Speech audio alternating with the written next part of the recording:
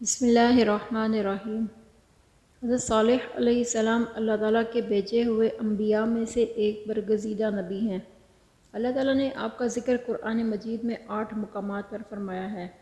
آپ کو اللہ تعالیٰ نے قوم سمود یعنی عاد ثانی کی طرف نبی بنا کر بھیجا۔ سمود عرب قبائل میں سے ایک مشہور قبیلے کا نام ہے۔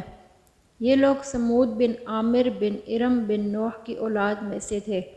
یہ قبیلہ حجاز اور شام کے درمیان کا علاقہ حجر میں رہائش پذیر تھا، جسے مدائن صالح بھی کہا جاتا ہے۔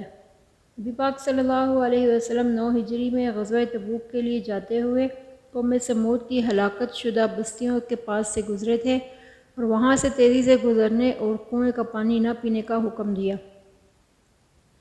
قوم عاد کی ہلاکت کے بعد قوم سمود کو اللہ تعالیٰ نے زمین میں ان کا جانشین بنایا۔ اللہ تعالیٰ نے ان لوگوں کو اتنی طاقت دی تھی کہ وہ پہاڑوں کو تراش تراش کر اپنے گھر بنایا کرتے تھے۔ یہ لوگ بھی قوم عاد کی طرح بت پرستی میں مبتلا تھے۔ انہوں نے قوم عاد کے واقعات جاننے کے باوجود ان سے عبرت حاصل نہ کی۔ حضرت صالح علیہ السلام اسی قوم کے ایک شریف خاندان سے تھے، جنہیں اللہ تعالیٰ نے قوم کی ہدایت کے لیے نبی بنا کر بھیجا۔ حضرت صالح علیہ السلام نے اپنی قوم کو پہلے انبیاء علیہ السلام کی طرح بتوں کی پوجا چھوڑ کر صرف ایک اللہ کی عبادت کرنے کی تلقین کی اور نافرمانی کی صورت میں اللہ تعالیٰ کے عذاب سے ڈرایا۔ کچھ لوگ تو ایمان لے آئے، لیکن اکثر نے حضرت صالح کی اولاد ماننے سے انکار کر دیا۔ فرمان الہی ہے، جب ان کے بھائی صالح علیہ السلام نے ان سے کہا، کیا تم اللہ کے عذاب سے ڈرتے نہیں ہو؟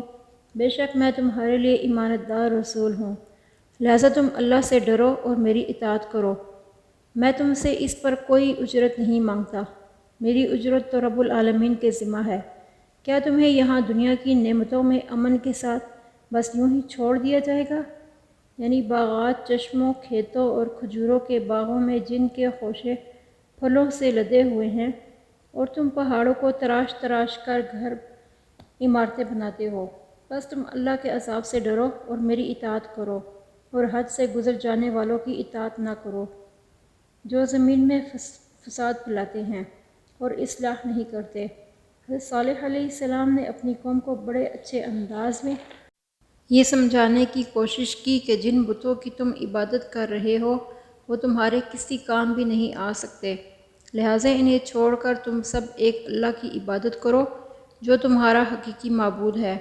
حضرت صالح علیہ السلام کی اس وعظ و نصیحت کو قبول کرنے کے بجائے قوم نے حضرت صالح علیہ السلام پر مختلف الزامات عائد کرتے ہوئے آپ کو جھٹلا دیا اور کہنے لگے، اے صالح، تم پر تو جادو کر دیا گیا ہے، جس کی وجہ سے تمہاری عقل کام نہیں کر رہی، اس لیے تم بہکی بہکی باتیں کر رہے ہو۔ تم بھی ہمارے ہی جیسے انسان ہو اور دعویٰ یہ کر رہے ہو کہ اللہ نے تمہیں ہمارے لیے رسول بنا کر بھیجا ہے۔ فرمان الہی ہے، قوم سمود نے بھی رسولوں یعنی حضرت صالح علیہ السلام کو جھٹلایا۔ صالح علیہ السلام کی قوم میں سے متکبر سرداروں نے صالح علیہ السلام پر ایمان لانے والے غریب لوگوں سے پوچھا کہ کیا تمہیں اس بات کا یقین ہے کہ صالح علیہ السلام اپنے رب کی طرف سے بھیجے ہوئے رسول ہیں؟ غریب لوگوں نے کہا، جو کچھ صالح علیہ السلام کو دے کر بھیجا گیا ہے ہم تو اس پر ایمان رکھتے ہیں۔ متکبر لوگ کہنے لگے کہ تم جس پر ایمان رکھتے ہو ہم تو اس کا انکار کرتے ہیں۔ قوم سمود نے کہا، اے صالح، ہمیں تو تم سے بہت امیدیں تھیں۔ حضرت صالح علیہ السلام قوم کے ذہین ترین انسان تھے، تم تو قوم کے سردار بنتے، تم بڑی عجیب باتیں کرتے ہو۔ کیا تم ہمیں ان معبودوں کی عبادت سے روک رہے ہو جس کی عبادت ہمارے باپ دادا کرتے تھے؟ ہمیں تو اس دین میں بہت زیادہ شک ہے جس کی طرف تم ہمیں بلا رہے ہو۔ حضرت صالح علیہ السلام کی قوم نے ان کے وعظ و نصیحت کو قبول کرنے کے بجائے آپ اور مومنوں کو منحوس سمجھنا شروع کر دیا اور کہنے لگے، جب سے آپ نے ہمیں دعوت توحید پیش کرنا شروع کی ہے تب سے ہم پر مصائب آنا شروع ہو گئے ہیں۔ حضرت صالح علیہ السلام نے جب قوم کو دعوت توحید پیش کی تو قوم نے اسے ماننے سے انکار کر دیا اور کہنے لگے کہ اگر تم واقعی اللہ کے رسول ہو تو اللہ تعالیٰ سے کہو بطور نشانی کاتبہ نامی بستی کی چٹان میں سے 10 ماہ کی حاملہ اونٹنی نکالے اور وہ باہر نکلتے ہی بچہ جنے۔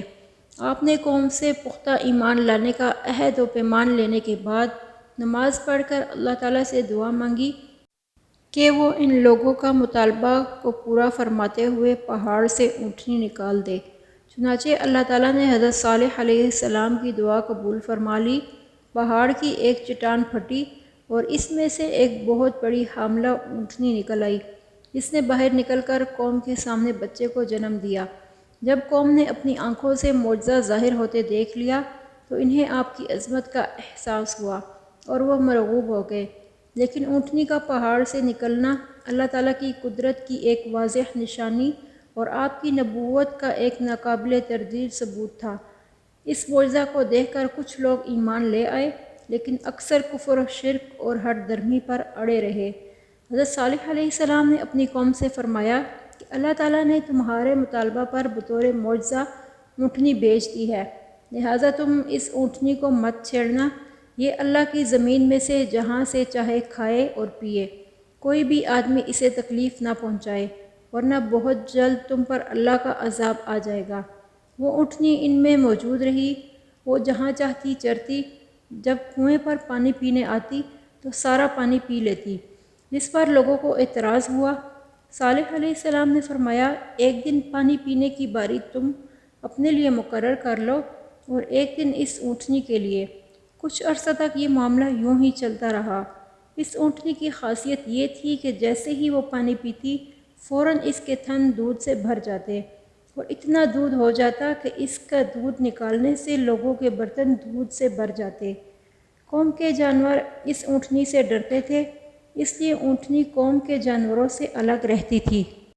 صالح علیہ السلام نے لوگوں کو منع کیا تھا کہ اس اونٹنی کو کوئی تکلیف نہ پہنچائے، لیکن لوگوں نے آپ کی بات کو اہمیت نہ دی اور جمع ہو کر یہ طے کیا کہ اس اونٹنی کو قتل کر دیں تاکہ سارا پانی ہمیں مل جائے۔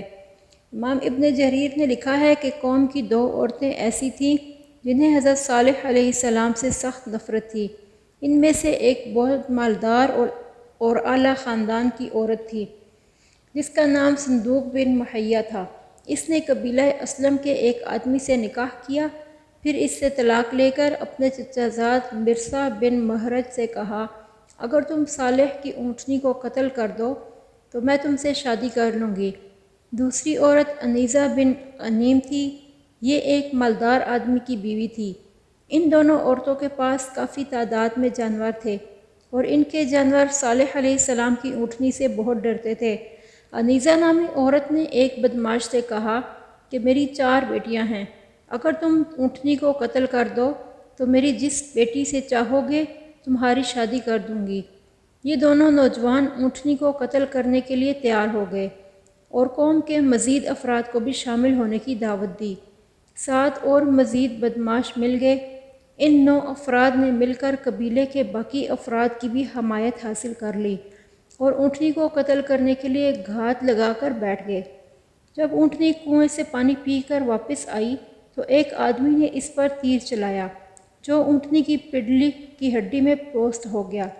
حنیظہ اور اس کی بیٹیاں اس آدمی کا حوصلہ افزائی کے لیے آگے بڑھیں اور اسے خوب جوش دلایا۔ اس آدمی نے اونٹنی پر تلوار سے وار کیا اور اس کی کونچیں کاٹ دیں، جس سے وہ زمین پر گر پڑی اور زور سے آواز نکالی۔ اونٹنی کا بچہ قریبی پہاڑ پر چڑھ گیا، 3 بار بلبلایا۔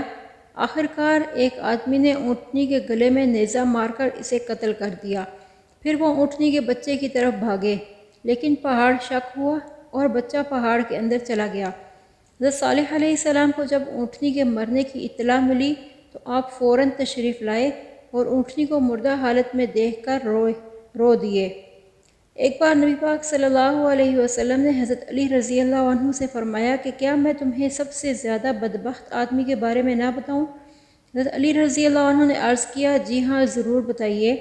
آپ صلی اللہ علیہ وسلم نے فرمایا، قوم سمود کا سرخ خام آدمی جس نے صالح علیہ السلام کی اونٹنی کو قتل کیا تھا۔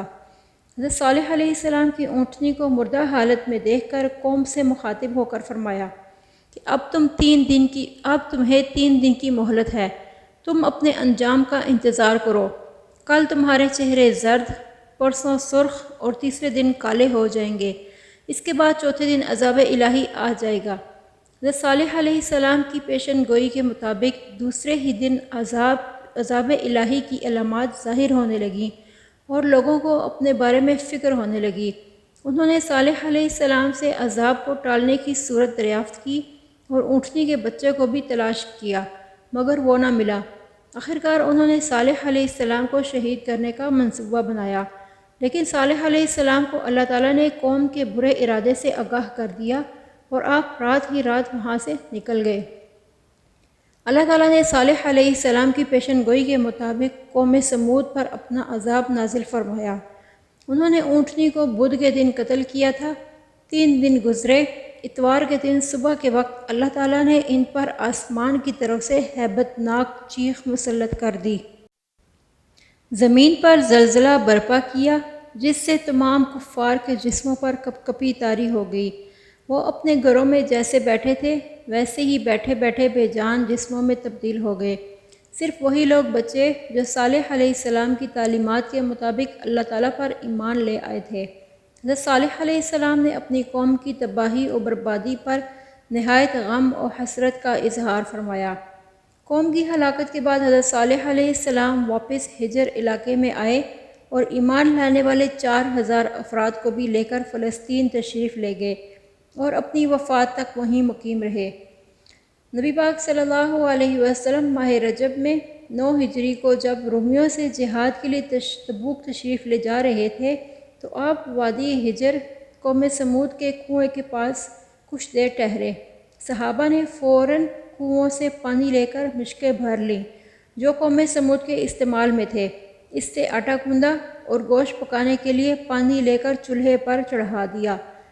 آپ کو پتہ چلا تو آپ نے مشکوں سے پانی بہانے اور آٹا اونٹوں کو کھلانے کا حکم دیا۔ اس کے بعد آپ صلی اللہ علیہ وسلم صحابہ کو لے کر تھوڑا آگے چلے اور اس کنویں پر جا کر ٹھہرے جہاں سے صالح علیہ السلام کی اونٹنی پانی پیا کرتی تھی، اور فرمایا اس کنویں کا پانی لو جس کا پانی صالح علیہ السلام کی اونٹنی پیا کرتی تھی۔